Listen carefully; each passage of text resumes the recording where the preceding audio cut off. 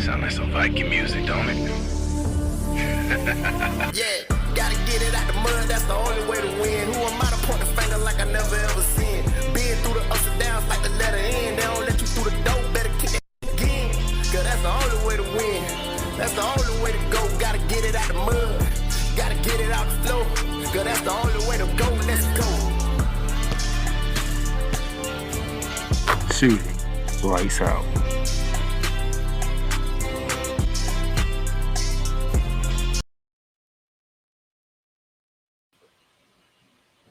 What's going on, good people? How y'all doing today? Today is the day. It is National Championship Day, and we are all set for the finals today. As I'm going to show you here, it's the Florida Gators versus the Houston Cougars. To right to be called national champions. We're going to preview this game later on in the show, but also, let me get back on screen here. We're also going to talk about what took place in the women's game, as there was a new national championship crowned, and it was in South Carolina. But I'm not here alone. Also joining me is the man named Cole Johnson.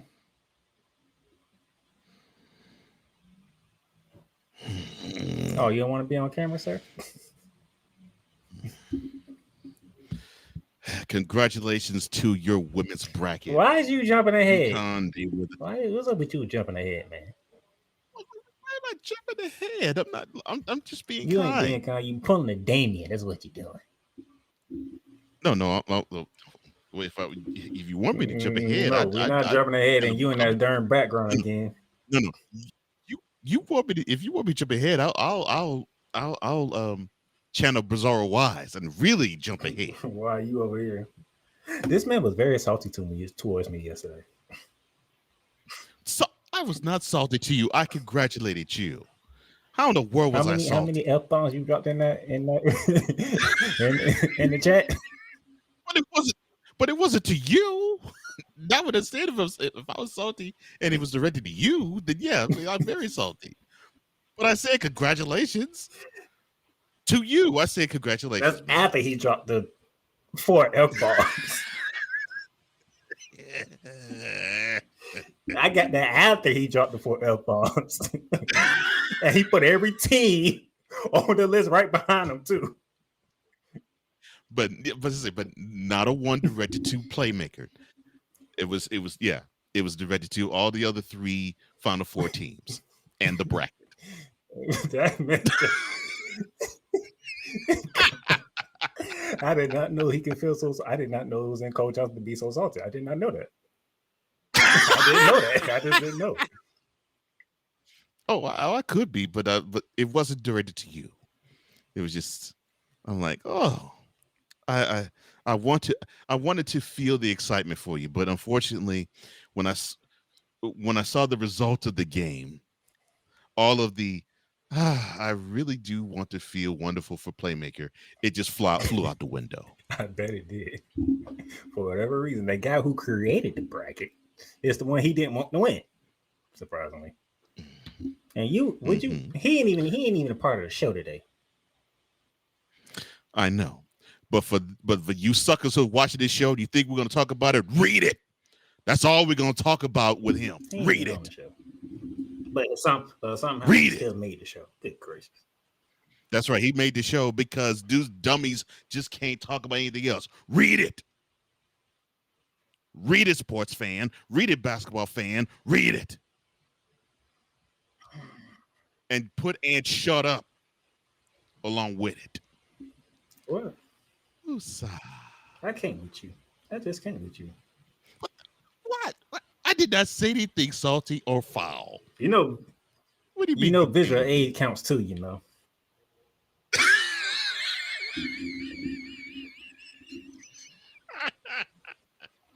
I didn't mention his visual name. aid counts too. What is the saying? A pitch is worth 1,000 words. Pitch is worth 1,000 words. Exactly. Playmaker, you knows me, brother. That's what I'm talking about. Yes, sir. Ain't supposed to be on my show today. He still ain't on your show. It's just It's just commentary that needs to be on the show that won't be uttered from either of our lips. Just, oh my gosh. And I mean now. I bet it did. And speaking of the minute you were trying to channel, there he is. What's up, Wise? Wise. What's up, my man? It is good to see you. He was trying to channel you in the chat last night after what took place during the Women's National Championship game. He said it was therapeutic for him. It was extremely therapeutic because I was feeling the way about UCLA, feeling the way about South Carolina, feeling the way about Texas, and feeling the way about that women's bracket. And after I said that, I felt purged. Oh my God, I don't know what to do with you right now. All right. I really don't know what to do with you right now. But on the serious tip, I was happy for you, man. Congratulations, dude. Because it's difficult when you actually survey and you study teams, you study tendencies, and you want to combine what you know and you want with what you see as of late and what you see during the year, and then you want to basically smash down or smush down your own personal biases when you go and pick these brackets. For you to actually hit a home run, hit a grand slam with all of them from the Elite Eight on in the women's bracket, seriously, tip the cap to you, man. Now let's get down to business, shall we? Because we do got some stuff to talk about that doesn't involve that background that he has. But it does involve a friend of his, though. So let's go around the hardwood, shall we? And to begin around the hardwood, we say goodbye to LDD, Ellen Deladon, as she announced her retirement. Yeah. This is what she pretty much did throughout her basketball career. Rookie of the year in 2013. All rookie team. She was the scoring champion in 2015. You have two-time league MVP in 15 and 19. The only player currently 50, 40, 90 club. The only woman to do it. Now that is some talk. Now I'm waiting for a certain person to join that category because I got a feeling she will at some point in time in her career. Yes. Caitlin Clark. Yeah. 7-time WNBA All-Star, 4-time All-WNBA first team, 2-time Don State Community Leadership Award winner, member of the W25, just like the NBA did day 75. WNBA did 25, and gold medalist in 2016. Part of what? Is it 6 straight gold medals for Women's USA? Yeah, 6. She was a part of that group. Great career. She played 10 years in the WNBA. She was a standout at Delaware. If those of you don't know what college she went to Delaware. That's right. She did go to Delaware. That's right. She won her Rookie of the Year with Chicago Sky, but she won the championship with the Washington Mystics. Right. So 10 years, great showing, and look forward to see what you do as well. Yeah. What does life away from the court look like for Miss Deladon? Because that would be interesting. That'd be really interesting. Going from one woman saying goodbye to a woman that we said goodbye to early in the NCAA tournament, but she racked up all the rewards. Miss Juju Watkins. Shooting guard of the year. Don Staley Award recipient. Naismith Player of the Year. The AP Player of the Year. And the most importantly, the John Wooden Award. Whoo! Wow. Did y'all thought we were just talking out the side of our mouth when we said what we said about Juju? Look, man, this woman's the real deal, man. We say what we say about Juju because we see it with our eyes. Yeah, this woman's the real deal. And I mean, she even looked the part in her freshman year. And I was thinking, man, you got room to grow, and you look like that in your freshman year. Woo! And then here, and she showed us in the sophomore year. That woman bad, man. Whew. Oh my gosh! And I'm my mouth is salivating just thinking about the prospects of when she does have her game blossom and she matures and she's in her prime in the WNBA. Oh my god! All right, Snowman's in the building. What's going on, Snowman? What's up, Snowman? Good to see you, brother. Hey, tell Victor we on live. You need to get his butt in this chat. I told him earlier he need to be in this chat. Yes, sir. So Juju, Yes, sir. despite being injured, right up all the rewards. So yeah, good work, Juju.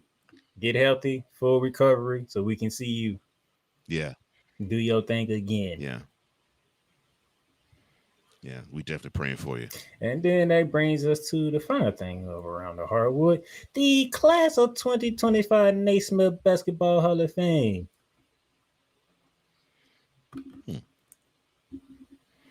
You have one of the longest tenured referees and Danny Crawford going in. Miami Heat's Mickey Arison. Chicago Bulls coach, former Gators coach, Billy Donovan. No, and then the 08 men's Olympic team that was led by Kobe Bryant. The Redeem team. And the fan base that was on here, read it. Read it. I ain't done yet. His glory was past. Read it. Okay, go ahead, sir. Then you have Dwight Howard, Maya Moore, Sue Bird, Sylvia Fowles, and the headliner, Carmelo Anthony. Now, I am very happy for Carmelo, and I'm happy for Maya too, because I think her entry into the Hall of Fame is long overdue, personally. But for Melo, people only just see, well, he didn't win a ring in the pros, but there's a short that talks about how hard of an assignment he was when you were going up against it, because he gave you everything. He gave you mid-range, he gave you threes, he gave you post-up game, and he would either make your tongue wag or he'll punish you. And I love that about him. And I will say this just to show you that I am not biased. The honor is also long overdue for one Dwight Howard. I'm not the biggest fan of him, largely because of the antics that he has put forth much of his career. But it is hard to deny the dude being a multiple-time Defensive Player of the Year. He was one of the best players of the 2010s. So you just have to give your tip of cap to him. Although I do agree with Kobe Bryant, the word that was spelled S-O-F-T, that does somewhat apply to Mr. Howard. But he got it. Oh, sorry, he ended up getting this ring later on in his career with, of course, the gentleman that I will not mention. But you bronzesexuals, read it. But yeah, I'm not the biggest fan of Dwight Howard, but he deserves to be in the Hall. Somebody that we both know don't like the fact Carmelo Anthony and Dwight Howard's getting in. Let me guess. One Mr. Snowman? Yeah. See, here's the thing. This is the Basketball Hall of Fame, not the NBA Hall of Fame. I was going to say that the thing about Melo that got him in the Hall of Fame, his championship run in 2003 with like the most Syracuse. Impressive run by a freshman in college basketball history. Yeah, and the fact that people have said that he is the greatest Olympian basketball player in Team USA history. And why I put this with Carmelo Anthony? Number one with the boy girls. And if there was a picture, if you needed a picture of a player that was a walking bucket, Carmelo, it's Carmelo. Oh, it's Carmelo. Yeah. I will say this. He He basically was the bigger, stronger version of what Bernard King was in the 80s. The dude, to me, Bernard King was the king of the mid-range. And Carmelo, I personally think he should have been more mid-range in. Dwight He's talking Howard. about Dwight Howard being number one of the boy girls, which that's true. And yet that's another reason why I am not the biggest fan of him either. But with Melo, his game, if you look at Bernard King's game, you'd say, aha, Melo studied a lot of this dude growing up. A lot of him. Because his mid-range, the way that he played, that was not being played, and it was strange. That wasn't being played from 2004 to 2014, 15.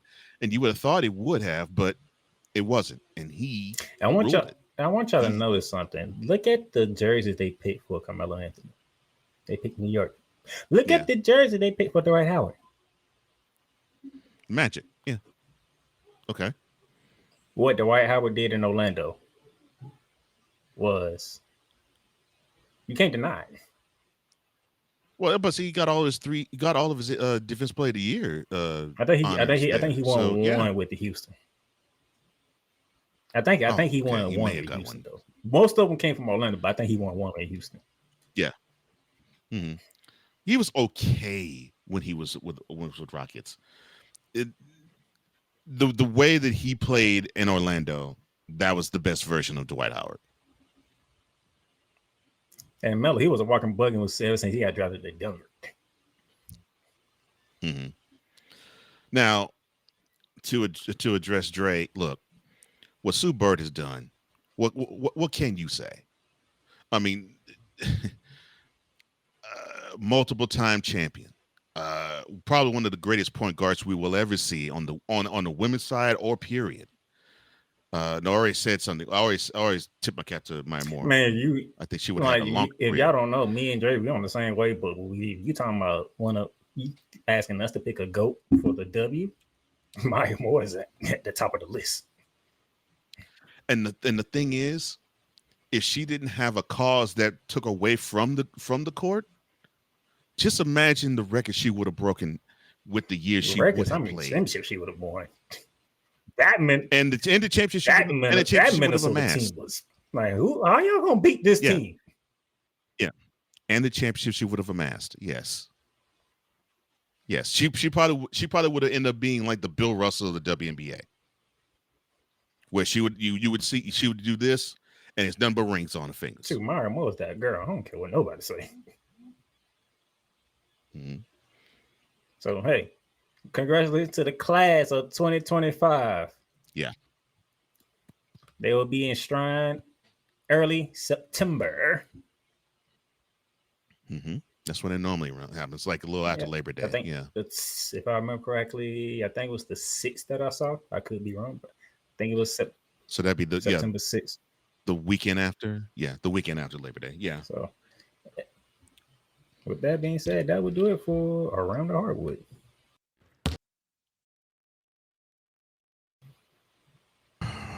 Quick break, and then when we come back, the ladies' championship was decided yesterday.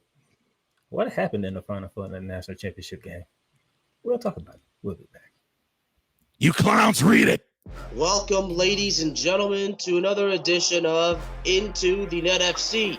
Kylian Mbappe just all of a sudden finally understood his role, and I think he finally understood that everything Kylian Mbappe has accomplished already, there is still a hell of a lot waiting for him in the future.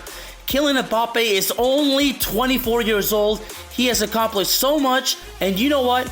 Kylian Mbappe has not even reached his prime. Finally seeing, the Marcus Rashford we have been hoping for such a long time, But, this game, after everything Manchester United has been, doing lately, this was actually the ultimate test, to see if Manchester United, honestly was all of a sudden for real.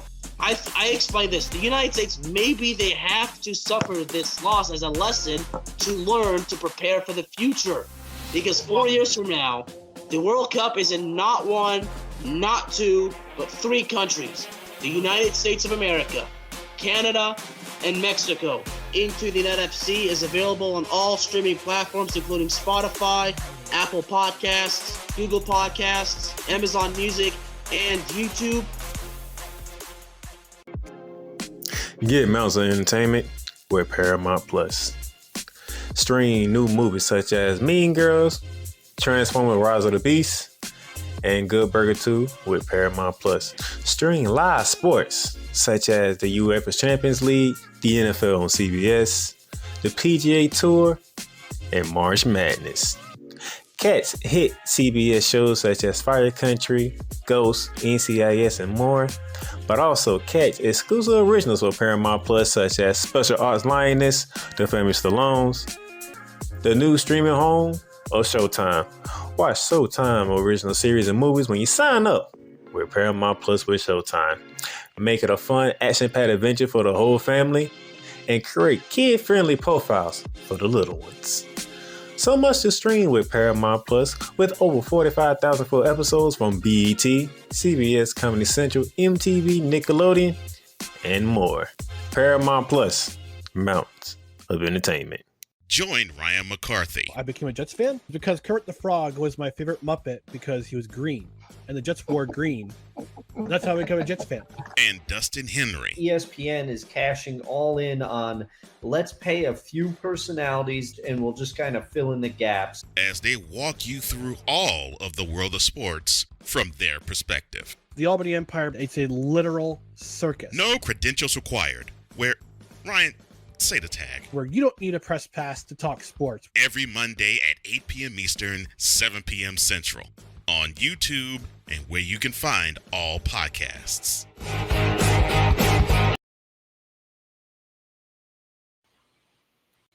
Welcome back to Shooting Lights Out. Hey, if you want to know why Coach Johnson is laughing, because Dre put this in the chat. That's why I know it's right. Thank you, Dre. I know you feel me, brother. Oh my gosh, that's beautiful. The man was not even supposed to be on the show, but thank you. I didn't mention him. I know you say, well, a pitch is worth 1,000 words. I ain't mentioned his name. You ain't once. have to. You put his name on the freaking background. But you see, you got a good response from one of my boys. See, that's what I'm talking about. See, Dre knows what's up. You just couldn't wait one more week. Just one more week. You just couldn't wait one more week. Oh, well, the next one's going to be retired now. Dude, we got to get ready for the playoffs next week. So, I mean, you couldn't hold it in for 1 week. Heck no, I could hold it for one more week. I mean, we just got through talking about him and I didn't even mention his name. Him and Stephen A. Smith. We had no choice. I mean, we had no choice. It It was like the beef I heard around the world. So, right, yeah, and if I could have skipped it, I would have. And judge. I wouldn't have blamed you. And then every day we still hearing about this dude doing everything like he basically was Jesus on the court, his doggone self, every single day. I'm like, come on, man. Come on. I mean, just you got those who dying. Those who don't sign X on their signature, read it. Anyway, we had the women's championship crowned as the Final Four teams were UCLA, South Carolina, Texas, and UConn down in Tampa, Florida.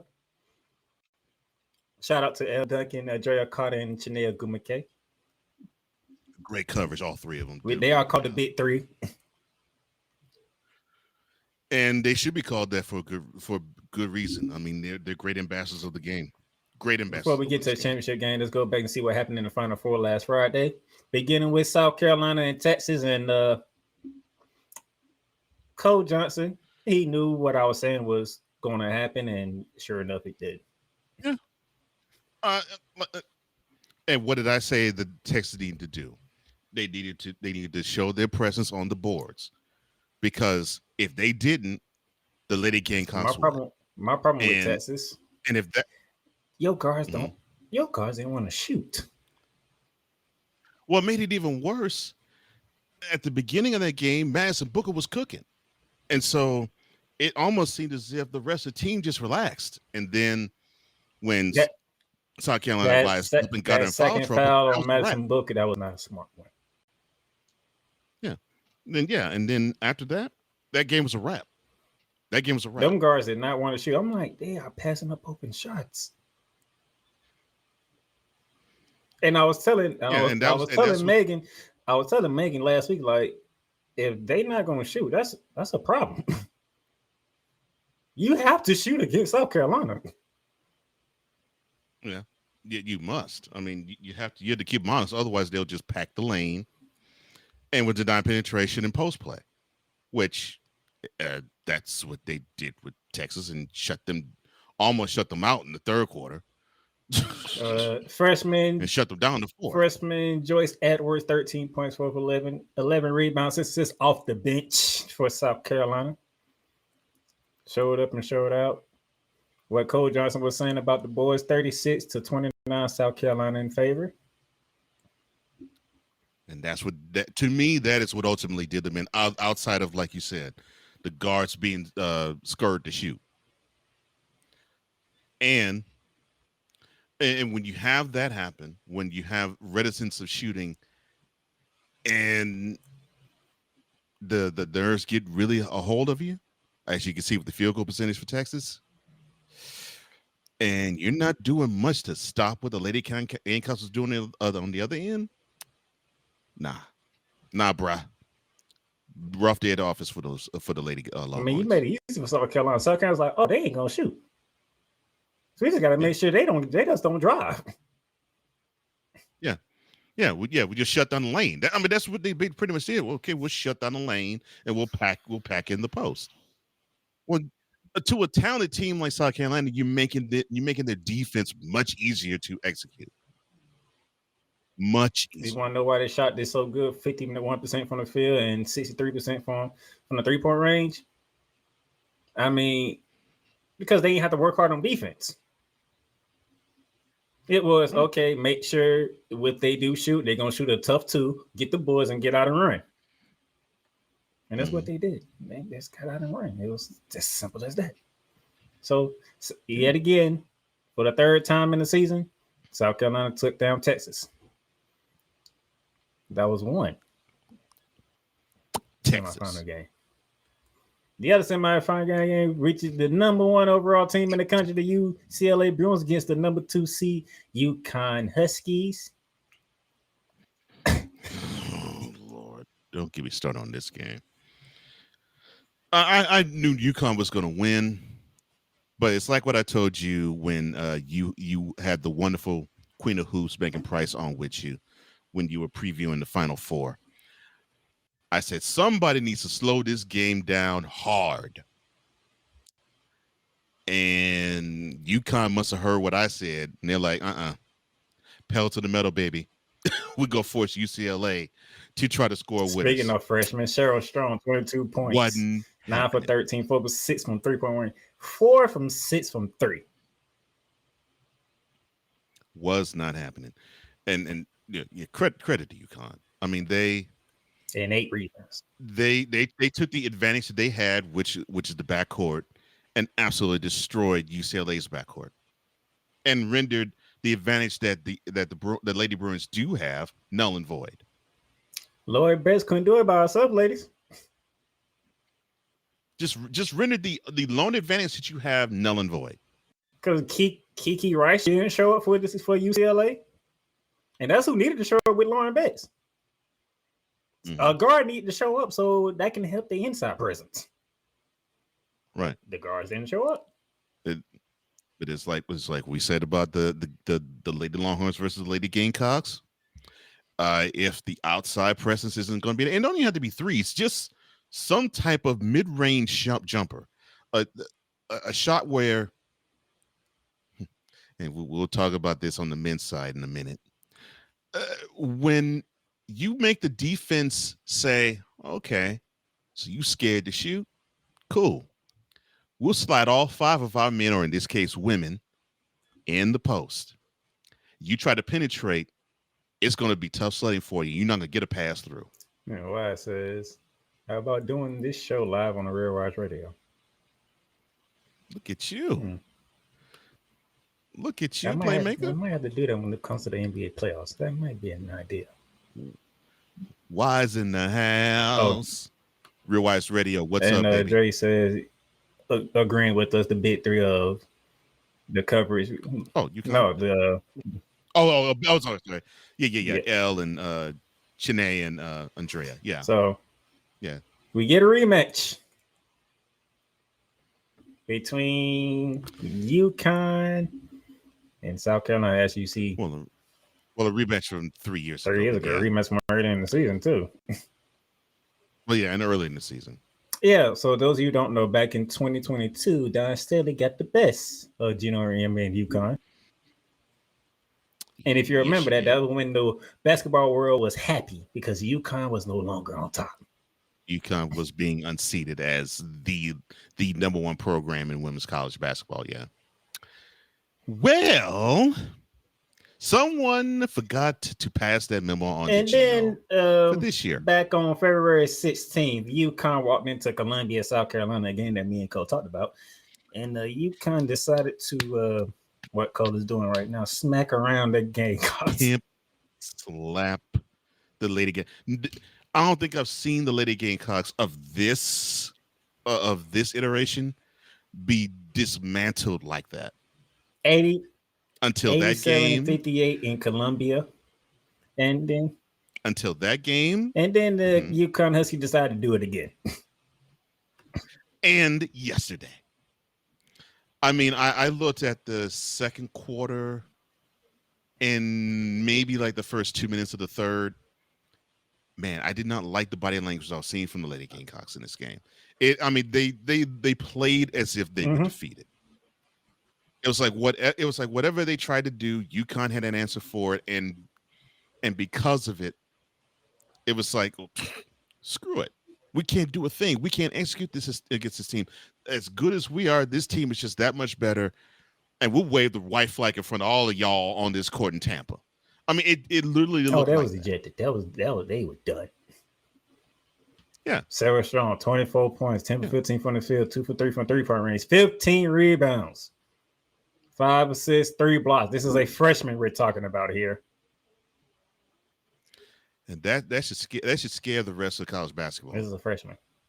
The fact that the UConn Lady Huskies are back on top, and you got freshmen doing this in national championship. And here's the funny thing: Sarah Strong committed to UConn on April 6, 2024.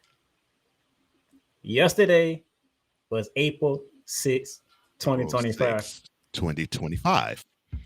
So exactly 1 year to the day after she committed to UConn. She did that in the national championship. She helped her team get Gino Auriemma's 12th. And then AG Fudd, 24 points, 9 for 17 from the field, 5 rebounds, 3 steals. She was pickpocketing the brakes off Malaysia for Raleigh. This is why, you know, when people talk basketball, I don't care if it's been a women's game.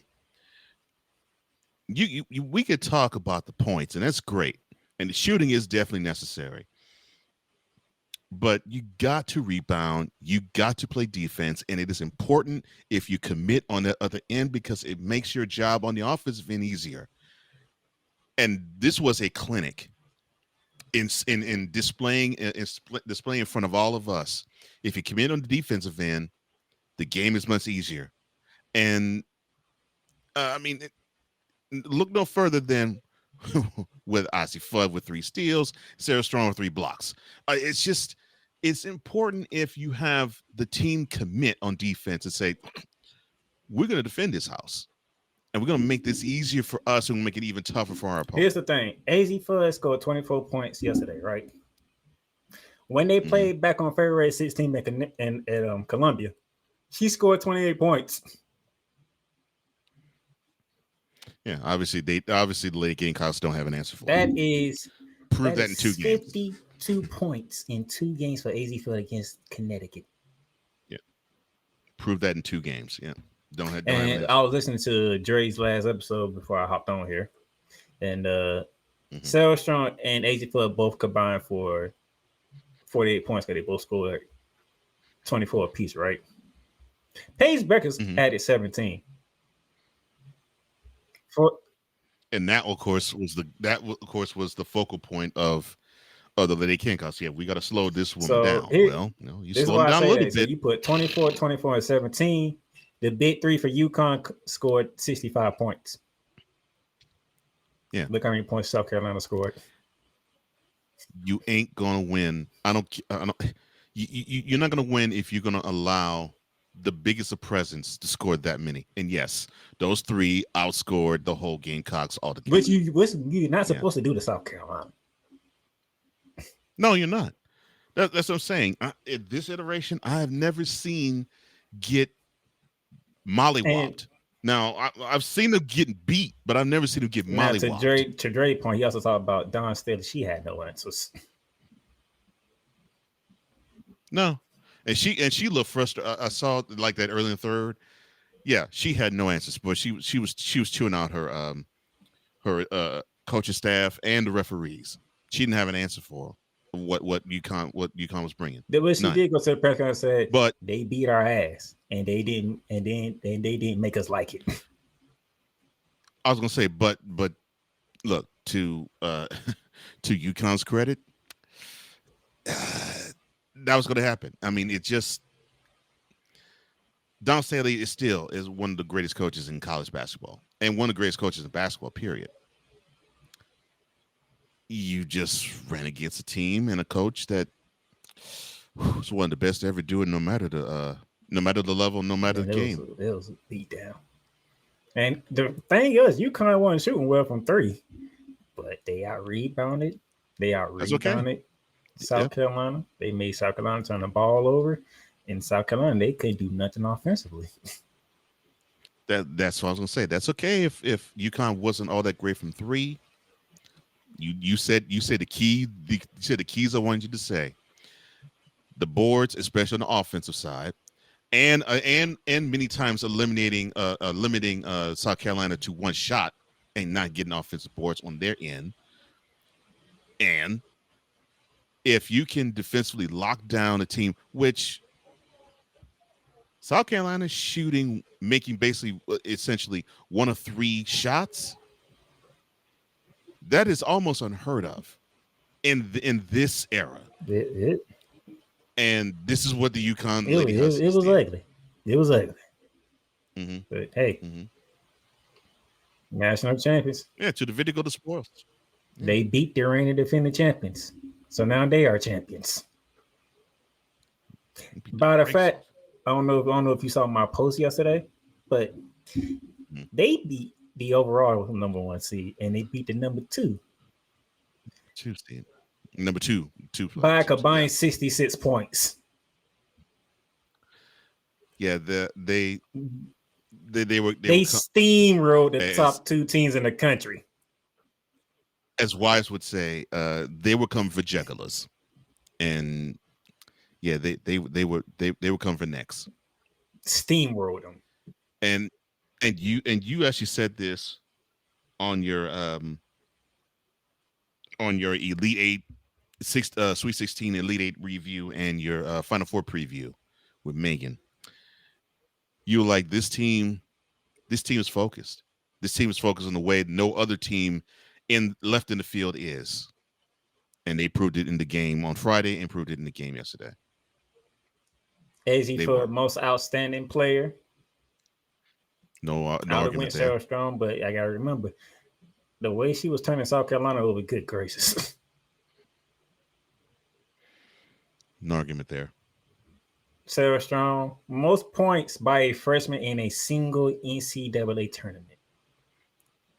Now this should scare everybody. LSU, Texas, UCLA, USC, South Carolina, whichever program claims that they have a claim for the national championship when they get here next April, the first Sunday in April, they can cut down the nets. UConn's going to be there with you, and they're not going to be an easy out. But the one great thing about this, Paige gets to leave as a champion, and she also gets to leave as the most career NCAA tournament points by a UConn player. You have to remember, she missed practically almost 2 seasons with 2 knee injuries. Yeah, that's perseverance for you. I'm glad she came back. I'm glad she proved that she has the mettle, and she has the strength to persevere, and she has a warrior spirit. And look at that. She leaves the college game a national champion, and now she gets to show how good she is on the top level in the WNBA. So congratulations to Paige. So it was the C Paige have this on her resume is like, really? Because you think about the Maya Moores, the Brianna Stewart, who won 4 championships in all the years she was at UConn. Diana Taurasi, Sue Bird, Rebecca Lobo. She scored the most points for a UConn player in the tournament. Yeah. That's impressive, man. It is. And it's none to sneeze at, and it just goes to show you got programs that rebuild, and people thought that UConn was on their way out, but they proved to you that probably the most decorated program in women's college basketball history just reloaded again. Your all tournament team, you have three Huskies, a Gamecock, and a Bear. 3 Huskies. Mm-hmm.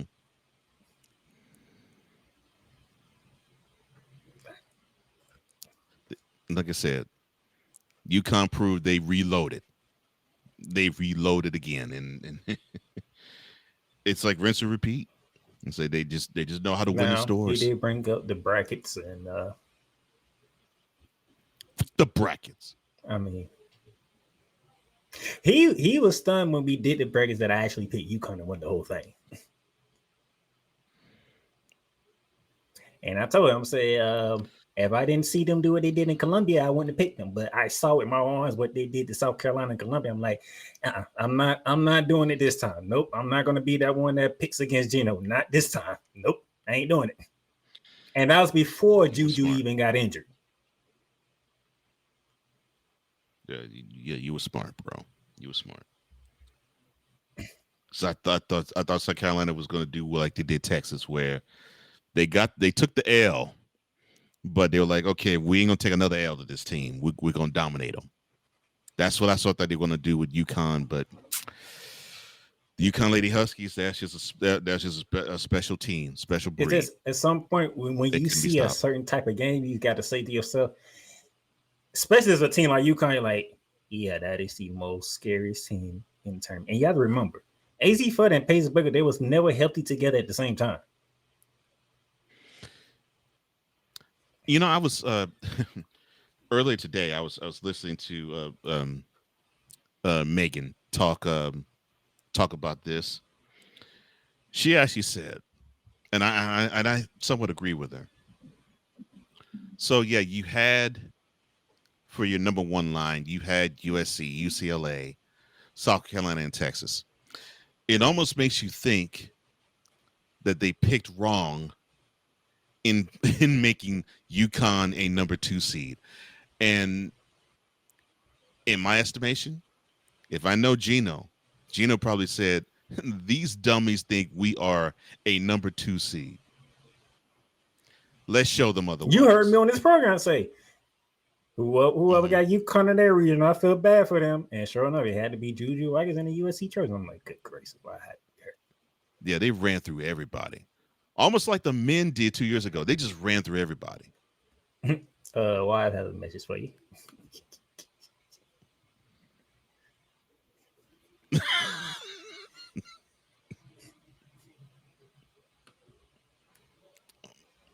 Look, you can hate all you want, Wise. This is what pissed me off. So in the Elite Eight, I mean, I was actually leading the bracket, bro. I was leading the bracket. We get to the UConn USC game. So I picked USC. This is, of course, before Juju went out. So I picked USC to go over on UConn in the Elite Eight. That game eliminated me altogether. So I went from number one to straight up eliminated from the whole doggone bracket. I'm like, man, I'm through with this bracket. Screw this bracket. So I ain't proud of trust me, I got all of it that following week too. He was I'm like, dude, would you calm down? No, I ain't proud of 7th. And I'm hating on all the 6 in front of me. And that's why he brought up earlier my perfect record when he got to the Elite 8 on 4. Yeah. And this is what it was. This is what really was like salt in the wound, wise.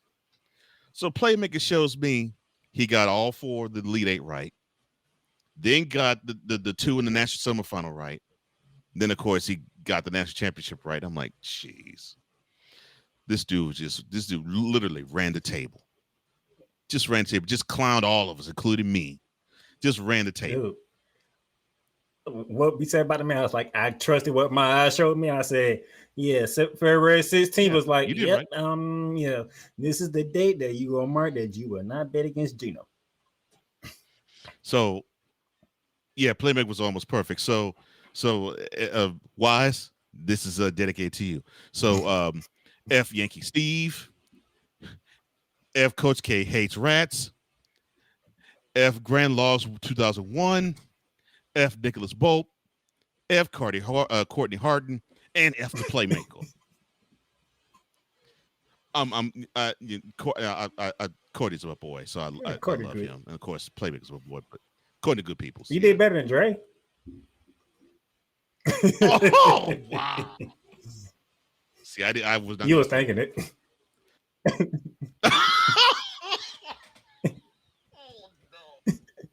You were thinking it. No, you were thinking it. Thinking it. That's probably the only thing you would take from this. Because at first, he was losing to Dre. He was mad as I don't know what. He was like, I cannot believe I'm behind Playmaker and Dre. Really? I'm behind Playmaker Dre. Come on now. No, this can't happen. And that was all right. That was like around round 32. And then I had my false hopes up. The Sweet 16 portion was over. I'm like, oh, I'm in good shape now. All right, let's go. And then the other 3 matchups in the Elite 8, perfect. I'm like, yes. So I'm set up for the Final Four beautifully. Then USC decided not to show up. They showed up. No, they showed up. They just didn't have Juju. And if they did have Juju, it wouldn't have made a difference. That's why I went the UConn route. Before Juju got hurt. USC didn't show up. And so that's why Wise, I'm 7th. Because I went from number 1 all the way to eliminated, bro, with that one game. That one game. I would get if it's a national championship game. This was an Elite 8 game. I was actually where Playmaker is now. I was number 1. And that L that I took, gone. What he used to say to me when we talk football, when a certain team is perking, don't bet against them. You can't bet. I said, all right, that's UConn. I'm not doing it. Yeah. And I'm not. I don't want UConn on top. No, I know you want you. Well, it's more Juju than USC. That's who you really wanted. But yeah, but your eyes told you. Nah, don't you do it. So to show you how fair of a man I am, along with the fact that I said bump all the 6 that's in front of me in this women's bracket. The right man won it because Playmaker knew, was number 1. Yes, I know. Yes, capital W, capital A, capital S. Yes, you can rub it in my face. Was dog on it. Was episode coming up because I got a feeling he might be doing that in your face. I said we're from number 1 to not on the doggone list in one game. Pissed, brother, pissed. But you did what you're supposed to do. I mean, you analyzed it beautifully, and you came away winning your bracket, doing the one thing that you're supposed to do. You follow the hot team, and you don't try to ride against that. No matter what your heart may say. I know everybody loves Don State, South Carolina. I do too. I knew UCLA is the number one team for most of the season. Well, I tell you, true. If you and USC probably had, USC did have the number one player in college basketball. When you watch what happened on February 16th, I should have told you, South UConn is back, and that is the most scariest thing ever right now. And you're right, 29 in Columbia. I said, wow. Lord, I'm about to pick UConn, and I don't want to pick UConn, but I'm like, they say bracket of integrity, right? Mm-hmm. Take the bias out of it. I'm going UConn. Mm-hmm. Yeah. So Wise, I was number 7. I see you was number 14. Watch out. He wasn't even in it. But here's the scary part. He's gonna bust my chops. I'm gonna bust his. So go ahead. You already talked about how Sarah Strong is a freshman, so meaning she'd be back. Guess who's coming back for UConn? A.J. Flood is coming back. Florida is coming back to LSU.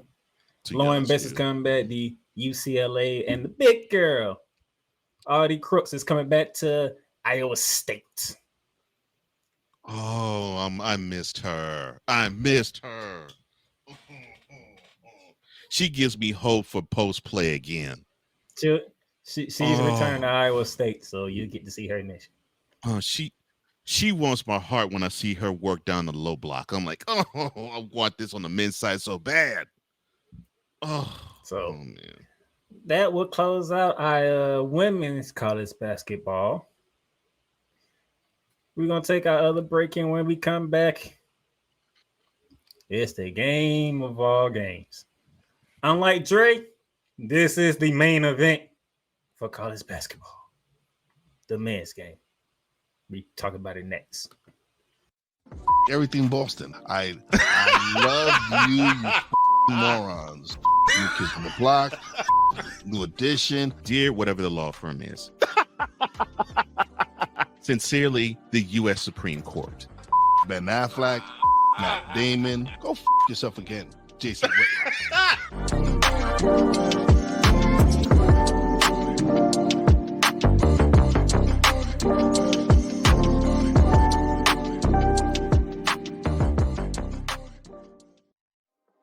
In a world where chronicles of the past are brought to the streams, whether the content is relatable or completely beyond your realm of life, there is no shadow of a doubt that this show is absolutely full of shenanigans. Get ready for D. Willie in the evening.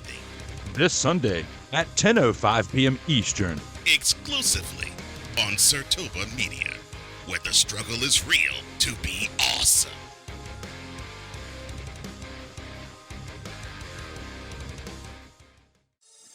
Shop hats and official sports gear at Liz. Liz is the leader and number one destination for hats, gears, and everything that moves you, making it the perfect shop for fans to find official sports hats, merchandise, and gear. Represent your team, your town, and your style with a snapback adjustable fitted hat or beanie from thousands of college and pro teams. Browse the very latest sports jerseys and t-shirts from the best teams out there. Liz has officially licensed professional and college sport team apparel and hats featuring the hottest brands and trends. Shop online or visit one of the 100 stores across the country. Welcome back to Turning Lights Out here. As we get ready, Wise, I'm going to answer your question a little later. You'll get your answer a little later, Wise. But we going to the men's side because we are now down. Tell me about my women's bracket, Wise. Okay, I feel you. You show right, Wise. I didn't think I was going to call you about your bracket, though. I didn't see that coming. No, I knew he. No, I knew he was. I didn't see that coming. No. No, no. We have a brother like relationship. So we big up each other. We want nothing but good for each other. But we see just a sliver of where we can clown one another, or we take the chance of running. All right, so now from Tampa Bay to San Antonio, the men's Final Four: Auburn, Duke, Houston, and Florida, all the 1 seeds to the Final Four. Yep, all of us. And this how it went. And by the way, before we get into it, Rooting Player of the Year went to Cooper Flag. I think it was like 120 something more votes than Janai Broom from Auburn. Not surprised he won it. I wouldn't mind if Broom won it, but I'm not surprised. Yeah, you gotta listen to Cooper Flag. Now let's dive into it. The first game, Florida Gators and Auburn Tigers for the second time. First meeting was all Florida down in the jungle in Auburn. And then this game, it was Auburn in the first half, and then Florida in the second half. This game pissed me off. Not with the result. This game pissed me off from the standpoint of Auburn had their stuff cooking. They were taking care of the ball. They were dominating down low. They were making Florida not run up and down the court. And it was as if they just they run out of gas. No. Toward the end of the game, yes. But I'm talking about beginning of the second half. I'm like, really? I mean, because Florida came out smoking. And I will say Florida did the right thing. They tried to, and I don't think as successful as they should have, but they were successful enough. They did run the Tigers ragged. Janai Broom, was wagging. You can tell Janai Broom was done. Yeah, when we got to about the 10-minute mark of the second half, yeah, no matter what they tried to do inside, man, them Florida bigs collapsed on him, and he couldn't do jack. He really couldn't do anything. Walter Clayton Jr. Oh, that ridiculous 3 he shot, where it almost looked like he was like perpendicular to the court. I'm like, you ain't supposed to make shots like that. 34 points. And that was good defense on him. And that was good defense points, on him. 11 for 18, 5 for 8 from 3-point range before rebounds. That guy there is just stupid. That guy is just stupid. I mean, all 4 on the all 5 on the CBS team. They had to give each of them had to give props to Walter Clayton on that performance. Before I can tell you wrong, poster of the tournament, Elijah Martin. Oh my gosh. Which one? Because he had two dunks in that game where it was like, poster. Oh my. The second one, because he and saying he gave you 2 posters in that second half. Right. But that second one, oh my gosh. He gave Pettifer 2 posters. And Chaz Baker Mazzaro tried to jump. Not a smart idea. Sick. That was sick. He out jumped both. That little man out jumped both of them. I'm like, wow. And I love the fact Iron Eagle was on the call too. Oh my gosh. Oh. Shout out to Iron Eagle.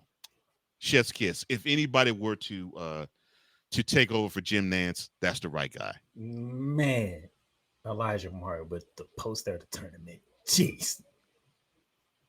That was a beautiful play. But Florida did their thing. Florida, they was down at halftime, but they ain't lose themselves. They stayed to it, and they came out in the second half blazing. And Auburn couldn't do nothing about it. And this is the frustrating part. Florida was not executing in terms of taking care of the ball the way they should. Auburn should have taken advantage of that, but you said exactly what I was hoping you was going to say. You got a chance to witness Auburn run out of gas because Florida got told correctly, and I'd say probably about maybe that first TV timeout.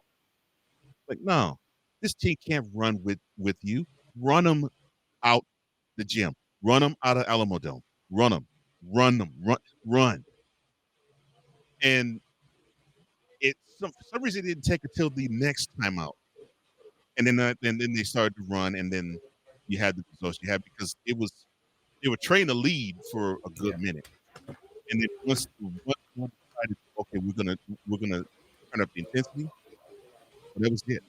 That was it because Auburn couldn't buy a bucket, and you know the complaint you had about the Lady Longhorns in the national semifinal against the Lady Gamecocks. I felt the same way about Auburn's backcourt. I'm like, you see your man is struggling down low, help him out and shoot. It don't necessarily be threes, but some outside jumpers would help. And it's like that message didn't take until it was too late. So Florida to the national championship game. Who will face Florida in the national championship game? Well, be stunned, ladies and gentlemen, because it is the Houston Cougars. Cry. All you Dukies, and I do like Duke, but all you Dukies that was saying that Houston didn't stand a chance, eat LJ it. Carr, 26.8 for 14, 6 for 9 from 3, and 5 rebounds. He didn't even feel like he did all that. Well, here's why.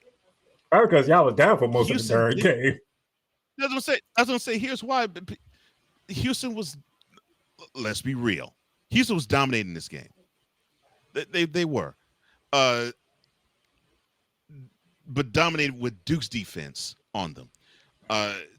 They just simply were a step slow through most of the game.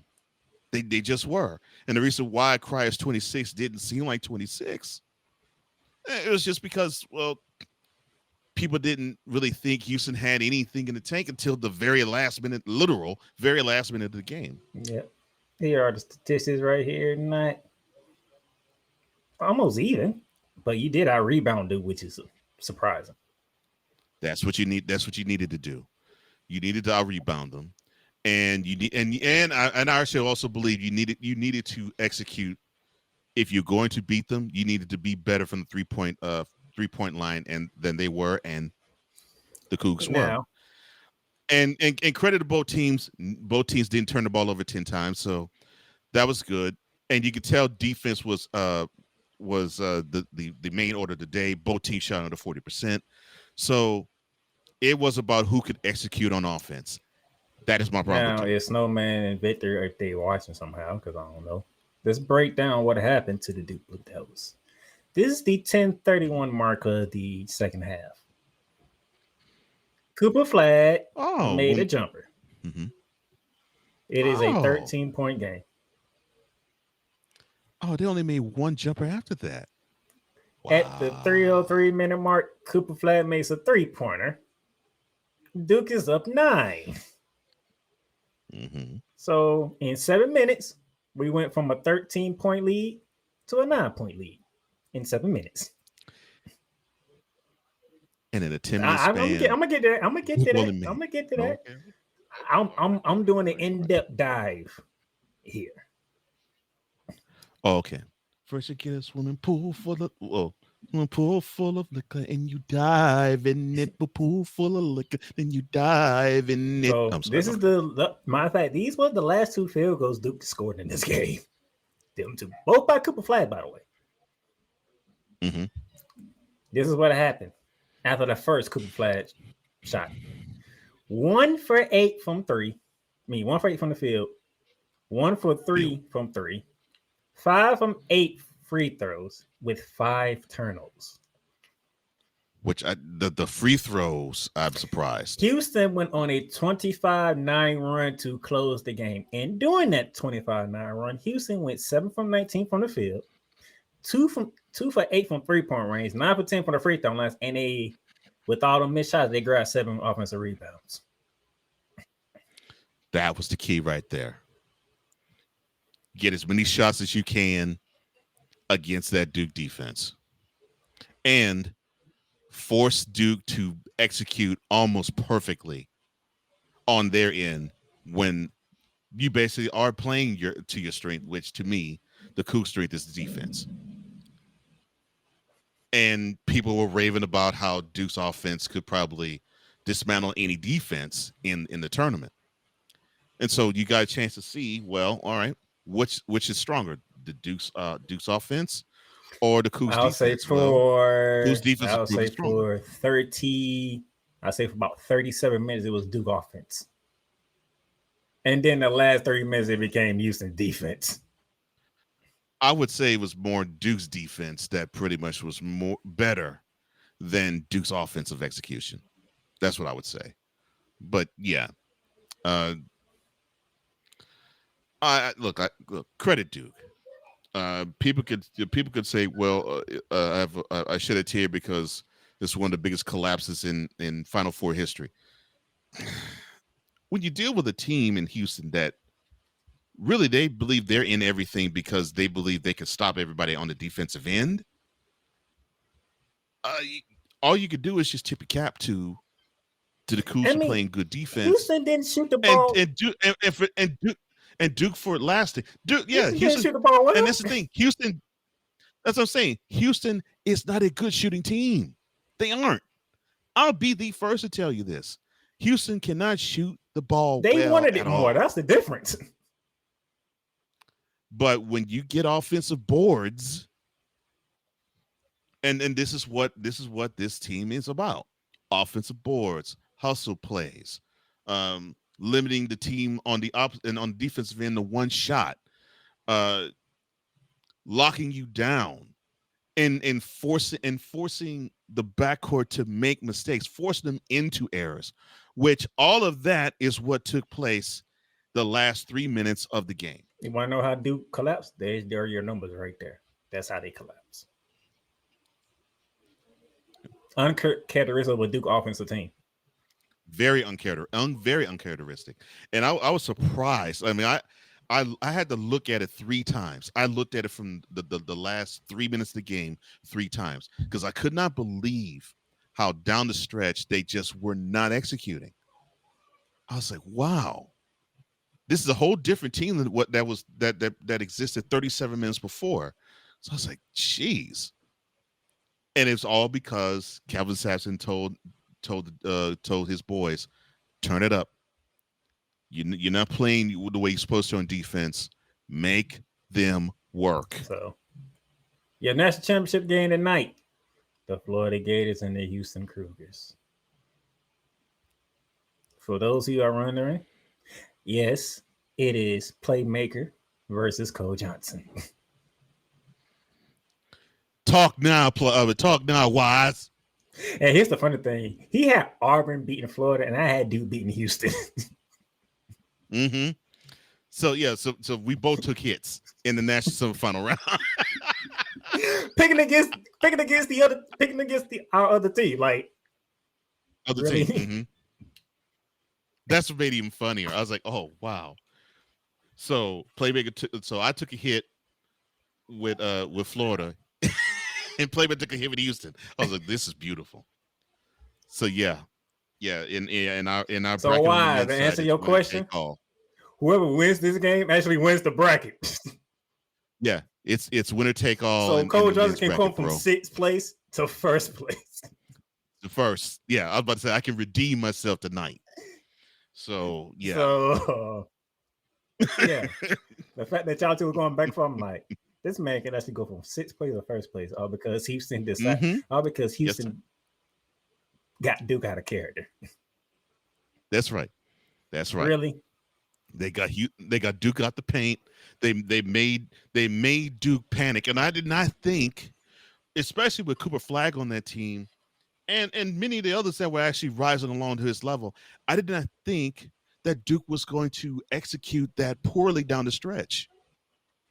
I figured the defensive intensity would probably get to Duke somewhat, but I didn't think it was going to tighten it up to the point where they would make catastrophic mistakes. ESPN bet Florida 1.5 favorite. All right. But ESPN Analytics has Houston at a 65% chance of winning. Oh, you sure right. Oh, okay. Houston, according to ESPN, is more likely to win this game. I'm like, wow.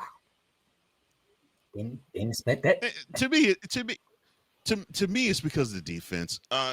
Florida has a much better offense. It's no question about that. Much better offense. Fox Sports, yeah. Out. As you can see, it's a 1.5. It ain't like Florida's a big favorite. Yeah. Nah, I don't think either team would have been a big favorite. But to me, Florida has the better offense. Here is, and this is not me being a homer. This is me analyzing and Coach. You show right, Wise. You show right. Okay. And when I say this, Coach, I'm just going to agree with me 1,000% because he knows I'm not just talking because I'm a Gator fan. Mm-hmm. If the bigs from Florida play like they the bigs from Florida, Houston has no chance. Oh, Houston they has won the no game. chance. Yeah, they won the game because Houston's won the game. Not a big team. That's exactly what I was going to say. The main advantage that Florida has is size.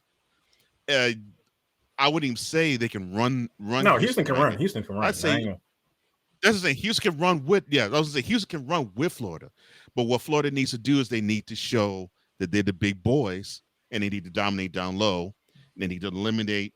They need to limit Houston to one shot on when they're on offense, and they got to be diligent in offensive glass. On the great Florida thing about this, they faced a team similar to Houston when they had to come back and win in Texas Tech. Yeah, a team that's small and a team that's scrappy. Houston has dogs. And a team that's okay. But yeah, the thing is, even though Texas Tech is really good and they're really solid, yeah, Houston's in the national championship for a reason. So if Talgo was looking at a film, let's go back to the Elite Eight. Texas Tech, they got some dogs. Houston, they got some dogs. They are going to play all out. Both teams got dogs. Oh, both teams got dogs. This is what's gonna make tonight's game Alice great. Condon, Thomas Houck, Ruben Chinyelu, and Michael Hanlocken. If y'all play big, Houston has no chance because they already got to stop the guards. Because them three guards will be Walter Clay Jr., obviously, Elijah Martin, have you seen, and somebody who hasn't really been getting off on the offensive end, but has been doing work on the defensive end, where Richard, them three are already problems. If the inside show up, yeah, they got to find. Yeah, so they got to find. So Houston has to find a way defensively to have them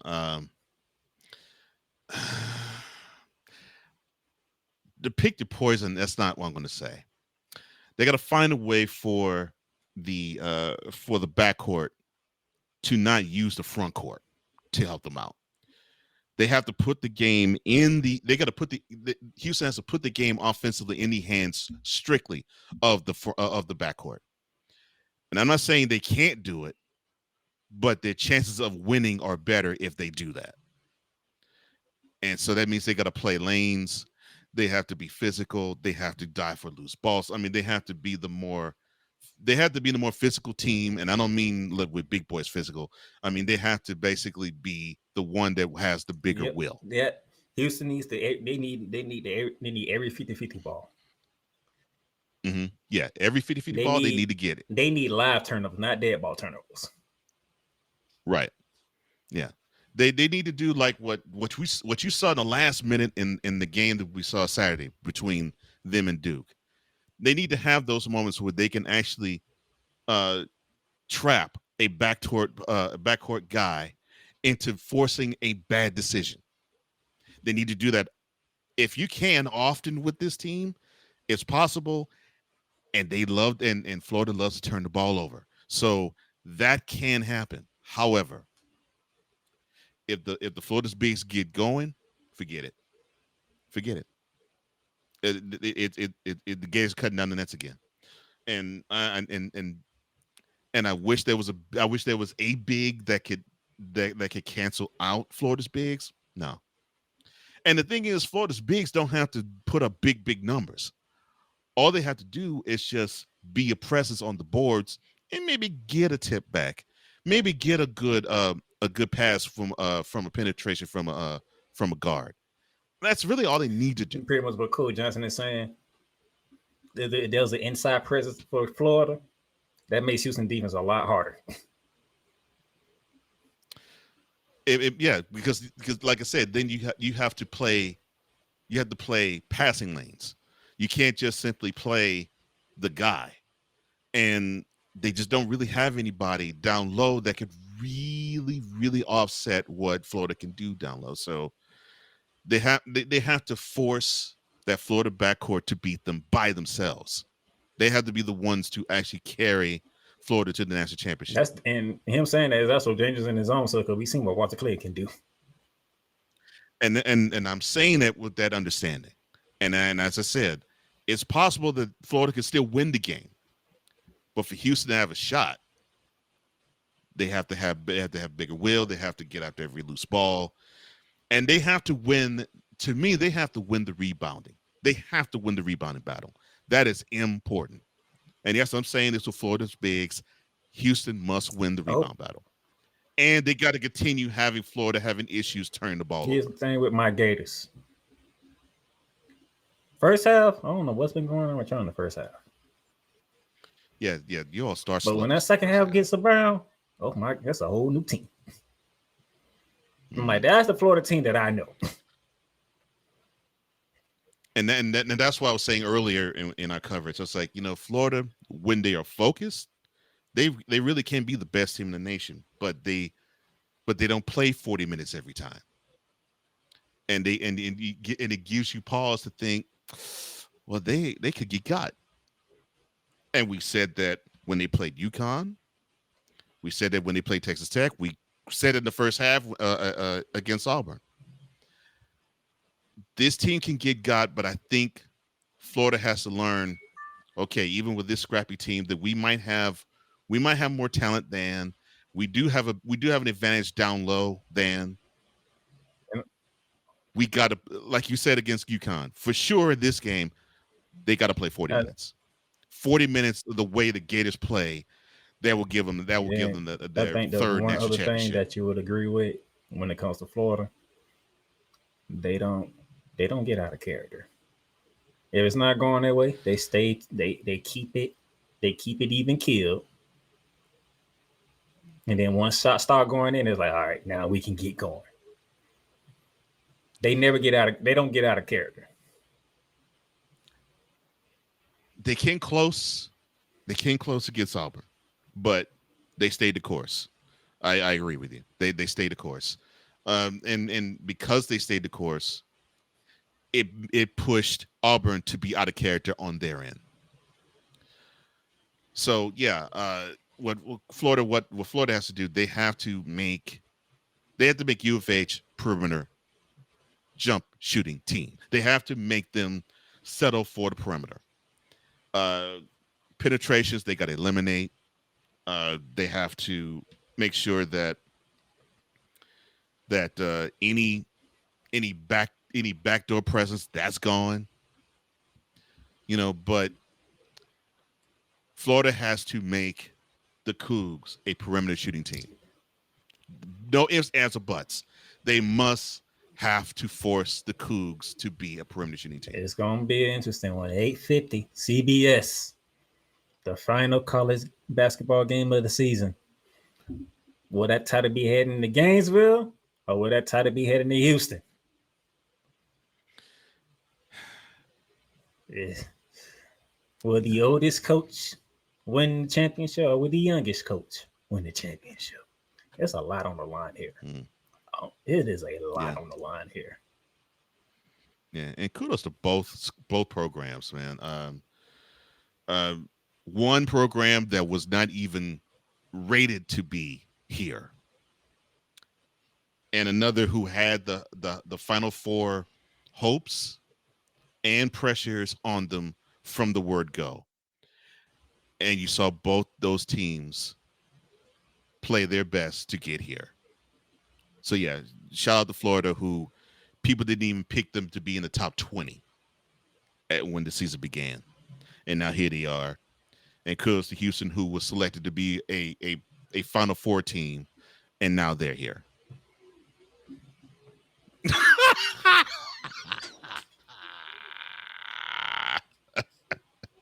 Anybody can get God Says Wise, just ask Dave Portnoy.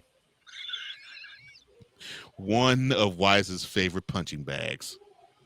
Oh my gosh.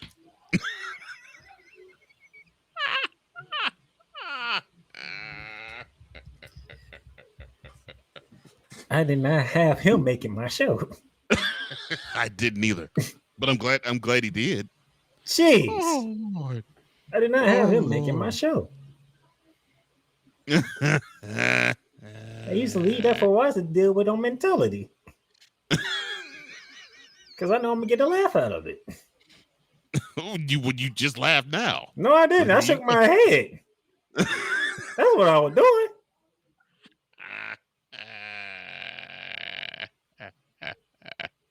First, it's the visual aid of freaking y'all came, and now they Portnoy. Good grace.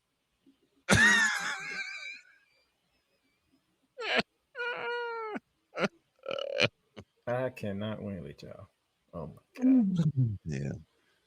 Oh boy. But that's what it is. This is it. National championship games tonight. Once that is over with, NBA playoffs should be starting soon. Yeah. And that's when your king can be talked about. Because he is in the playoffs, unfortunately. Well, thank the Lord he ain't my king. And I know everybody's happy with what they did to Oklahoma City. I know y'all are. But guess Fuck what? that. It's a regular season. Why you had to take the word out of my mouth, man? I'm sorry. Jeez, that's what I was going to say. I'm sorry. My bad.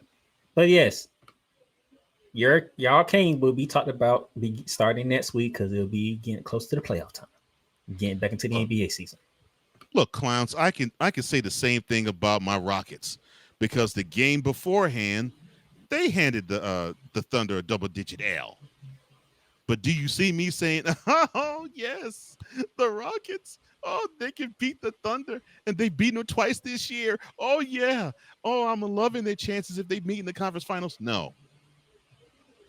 It's a different ball game, regular season to playoffs. Different ball game. So, with that being said, either Cole Johnson or myself will be winning the men's bracket. And Cole Johnson's praying to the heavens above that he wins because he can't suffer 2 losses. No. And I can't suffer 2 losses, and I can't suffer Wise's mouth. Talk about back-to-back 51 season. We're going to get to your Knicks, too. And the biggest concern that I got for the Knicks. Congratulations to your Knicks. You already know in about, April 7th? You already know, sir, in about 1 month, your team's going to run out of gas. I'm sorry. Go ahead, sir. I knew you was going to say that. I knew it. I knew it. I knew he was going to bring that up. Soon as I said my one big concern about the Knicks, I knew he was going to go straight there to it. I knew it.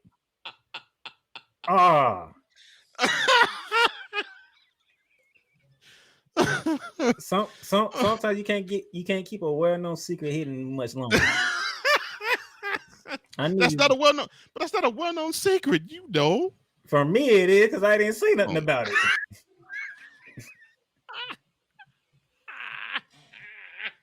But you already knew what I was talking about. All I said was they're going to run out of gas. I didn't say how they're going to run out of gas. You knew exactly what I was saying. As soon as I said it, you already knew what it was. Oh, Lord. Look, and thankfully, Wise is not this type. Just as long as you're not going to go, orange and blue skies, baby, orange and blue skies, baby. As long as you don't do that, I'm happy. Oh, he ain't been saying that for quite some time now. New York, go New York, go. That's probably because he was too busy go. beating with a certain athlete too. So that probably took that away. Thank the Lord. Maybe there was something good of having that beef. Yeah. Now he's back to doing his regular job now, okay, which is my pleasure now. Good, because I was so sick and tired of him having to address this dummy. I'm like, come on, man. This is another reason as to why you need to go. So I'm thrilled about that. But hey. Until next week, ladies and gentlemen, one of us is gonna be celebrating.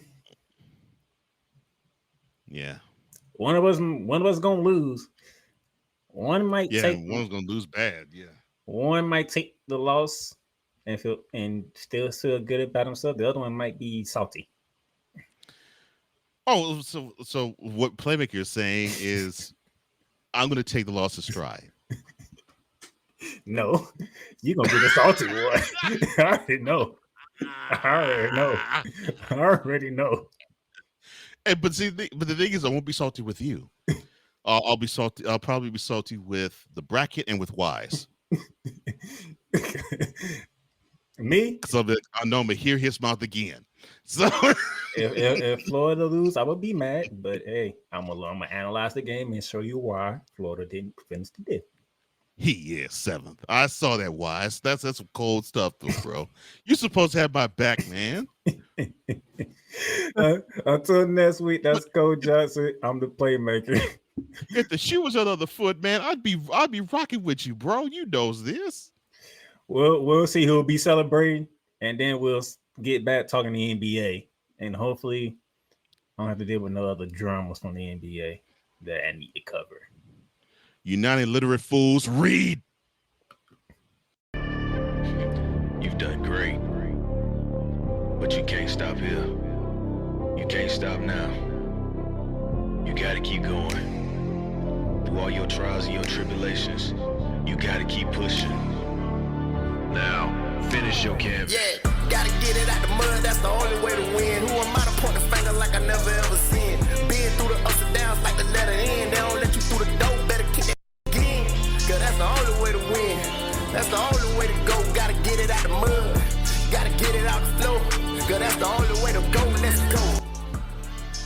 Thank you for tuning in to today's episode. If you want to follow the podcast, you can follow it on all streaming platforms, including Apple Podcasts, Google Podcasts, Spotify, Stitcher, and a whole lot more. This has been Shooting the Lights Out. Masterpiece.